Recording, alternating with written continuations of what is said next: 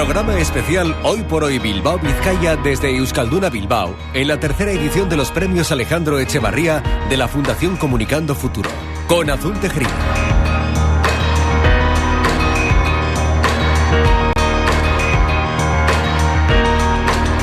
Premio especial, este año, ESAECUO, concedido a 2 asociaciones de periodistas valencianos. Y lo hacen desde la Fundación por redacciones como esta. Madre mía, cabrón, mira eso. ¡Está el puente! ¡Hostia puta! ¡Hostia puta! ¡Hostia puta!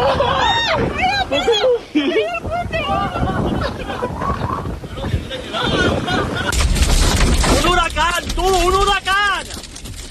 ¡Ireu eso! ¡Ireu, un huracán, tío! Sí, es el centro comercial Bonaire, está en Aldaya, la zona de tiendas está completamente anegada. Chicas, asomaros del vernos. ¡Ay, Dios mío! ¡Loli! Con los objetos de las tiendas flotando y esos centenares de personas en la parte alta, esperando poder salir de allí, en la zona de restaurantes donde se les ha facilitado comida y bebida durante periodistas como nuestra compañera Ana, que desde Valencia, desde Radio Valencia, comunicó a ellos, a los medios, a los profesionales de todos los medios de comunicación regionales y locales valencianos, va este premio por su labor informativa en el contexto de esa riada. Después de la gota fría, se vieron inmersos en una voraz desinformación, además que tuvieron que combatir con rigor y además unidos. Vicent Marco, presidente de la Unión de Periodistas Valencians, bienvenido, gracias por estar en esta casa hoy. Gracias por invitarme y lo primero, enhorabuena, porque la cadena SER fue la única en Valencia que estuvo toda la noche en directo salvando vidas textualmente. Estaban cogiendo llamadas de las personas que estaban atrapadas y informando a Protección Civil para que fueran a rescatarlas.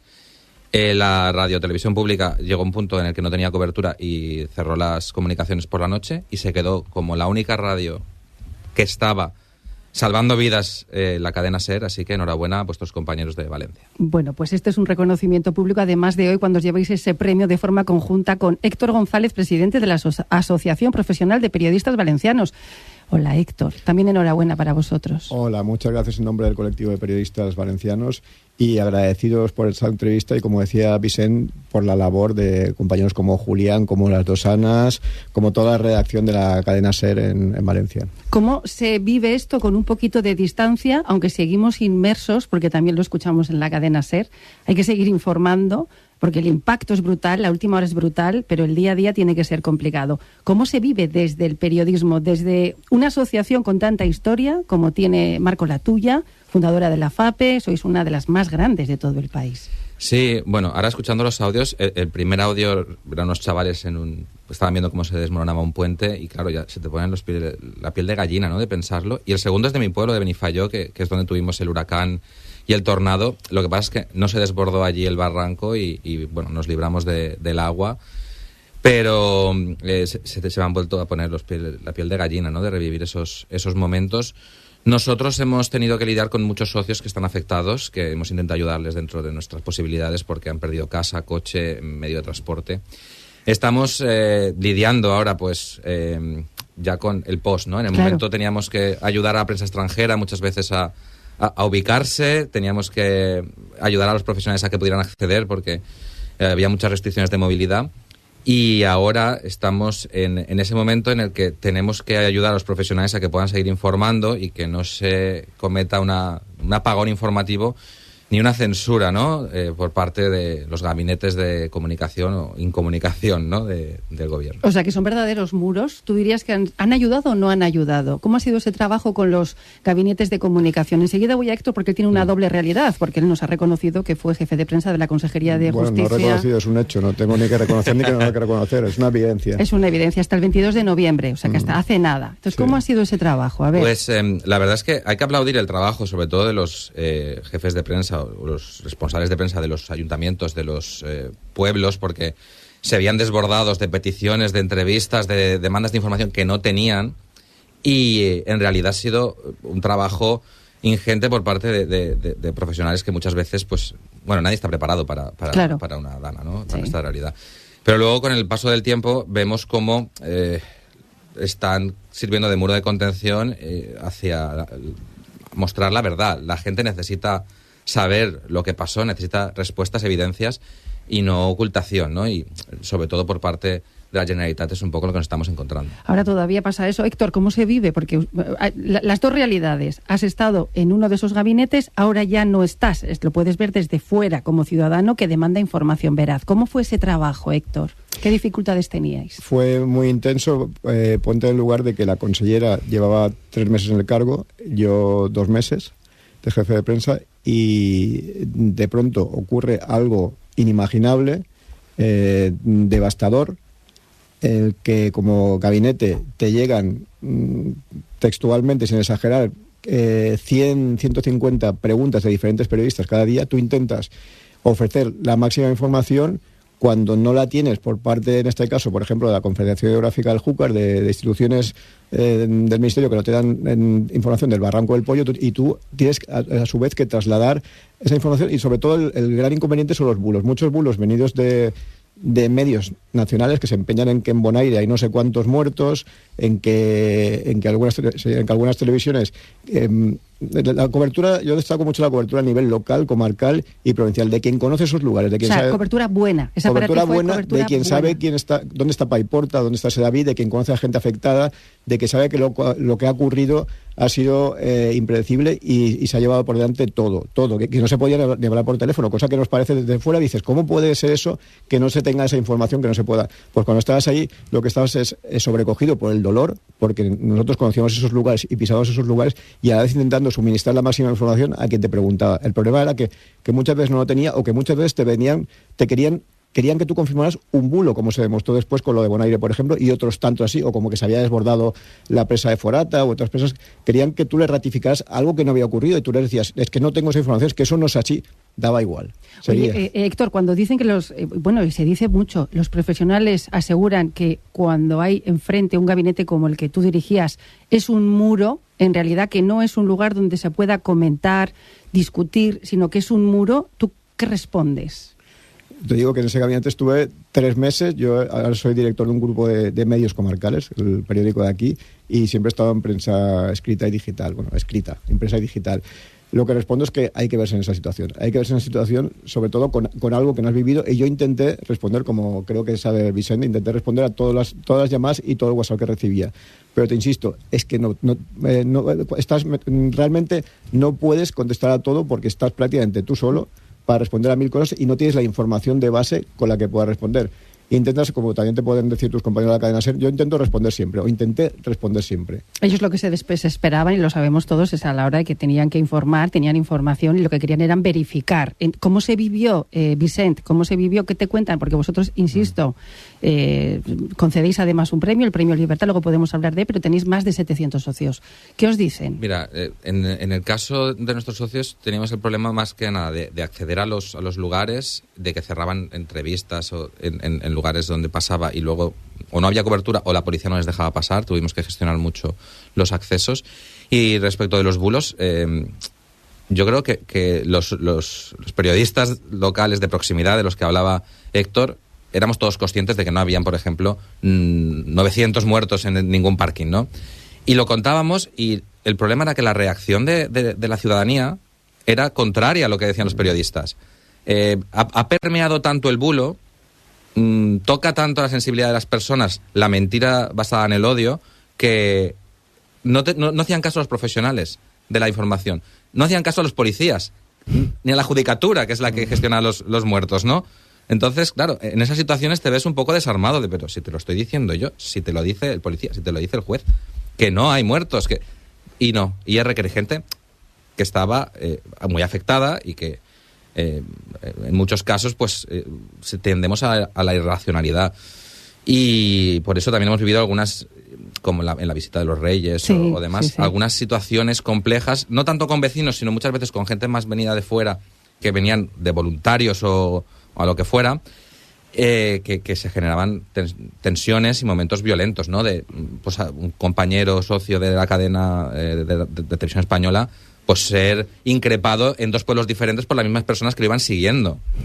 La compañera de la cadena de La Sexta tener que ir sin el color de su empresa para que no la agredieran, igual que los compañeros de TV3.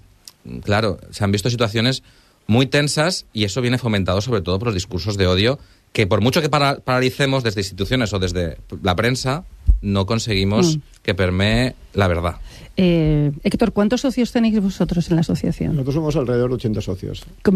¿Cómo recibes este premio? Que no es el primero, porque sé que habéis recogido recientemente otro premio en la Facultad de Periodismo de Valencia. ¿Y qué supone para ti este reconocimiento? Bueno, para la asociación y para el colectivo, yo creo que es sobre todo un reconocimiento al periodismo local de proximidad, al periodismo local y comarcal, el que ha sufrido, el que, como sabéis aquí, tiene que superar circunstancias personales adversas, sobreponerse a ellas y centrarse en su trabajo, porque mientras esos gabinetes a los que aludía Vicent, esos medios locales, esos medios comarcales vivían en Paiporta, en Picaña, en Chiva, y esos periodistas habían perdido la casa o no sabían dónde estaban familiares o amigos, tenían que suministrar información, tenían que trabajar por atender a una ciudadanía que lo que quería era saber qué pasaba, y lo tenían que hacer en unas circunstancias que nunca habían vivido, desoladoras, con apenas recursos, no sabiendo, o cuando acababan su jornada yendo a limpiar a su casa o intentando averiguar dónde estaba su vehículo, y pese a todo ello han estado ahí, han suministrado información y han intentado ser lo más rigurosos posibles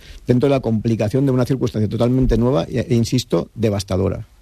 Vicent, la misma pregunta, pero añado, ¿sale reforzada la libertad de prensa después de esto? Y además de poder contarlo, no sé si sale reforzada.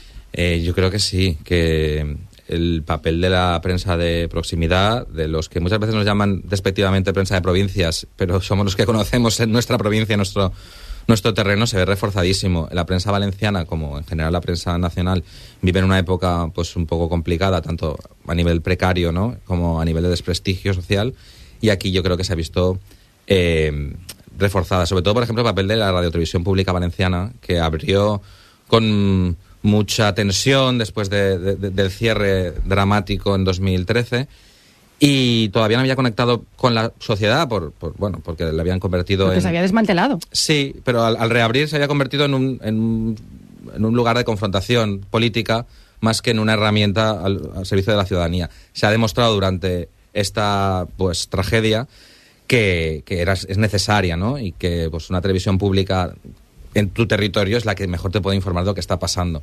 Y nos ha pasado mucho que compañeros de fuera venían y decían, es que nosotros hemos estado viendo la tele, escuchando la radio y no éramos conscientes de lo que pasaba. Porque una vez pisas el terreno y ves que no es una calle, ni dos, ni tres, que son kilómetros y kilómetros de devastación, abres los ojos y dices, madre mía, lo que está aquí no es lo que nos está llegando, ¿no? Y bueno, pues en ese caso la televisión pública valenciana y la prensa de proximidad es la que estaba informando y mostrándole al mundo lo que pasaba. 29 de octubre, 19 de febrero. ¿Cómo son las cosas ahora para los periodistas allí? A ver, Héctor.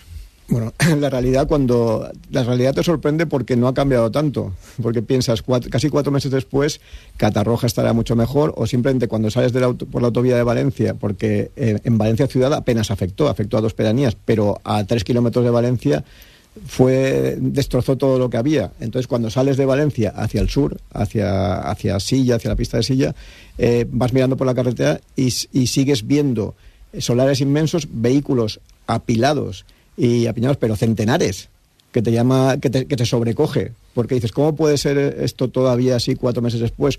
O la mayoría de comercios en la pedanía de la Torre, en Catarroja, en Massanassa, cerrados, el fango que invade las paredes, la gente intentando todavía recuperarse anímicamente, algo que va a costar mucho y que es muy complicado. Pero siguen demandando información al hilo de... Los periodistas siguen contándolo constantemente, porque del ámbito nacional ha desaparecido. Del ámbito nacional ha desaparecido, pero los periodistas locales, comarcales y provinciales siguen contando, porque para nuestra realidad, para nuestra vida, sigue siendo muy importante. Así es. Y nos damos cuenta en estos momentos de la necesidad de la información de proximidad. El problema es que, por ejemplo, hemos visto como, a pesar de los esfuerzos, algunos medios de comunicación han despedido a gente que estaba afectada por la DANE, que está trabajando durante estos meses. Entonces, bueno, nosotros estamos ahí con la FAPE trabajando a ver si podemos vincular las ayudas a medios de comunicación al mantenimiento de puestos de trabajo. Claro, porque son empresas que se están viendo afectadas. Sí. Pero ¿y en pandemia no ocurrió algo también parecido? Sí, en pandemia pasó. De hecho, llevamos al Parlamento Valenciano, al SCORT, llevamos una iniciativa para que, bueno, todas las empresas periodísticas tuvieran un refuerzo de publicidad institucional y no despidieran a más compañeros, porque no puede ser que el dinero público se dedique a pagar finiquitos de periodistas. Entonces, si los periodistas han demostrado más necesarios que nunca. Por lo menos vamos a intentar que sus empresas, en vez de estar pensando en la cuenta de beneficios, estén pensando en dar una buena información, ¿no? Y ahora tenemos el problema de que una vez ha pasado lo primero, ya pues justo ayer limitaron el número de preguntas en las ruedas de prensa del Consejo a 2 preguntas por medio. ¿Por qué? Pues porque se hacían muy largas, es la excusa oficial. Claro, nosotros ya hemos emitido un comunicado en contra de esa decisión porque, bueno, coarta un poco el tema de los derechos básicos a la información de la ciudadanía. Entonces, todavía tenemos que luchar porque poco a poco todas las victorias ganadas con anterioridad pues se pueden ir perdiendo y estamos en un momento de oscuridad donde la luz de la verdad es más necesaria que nunca. Héctor.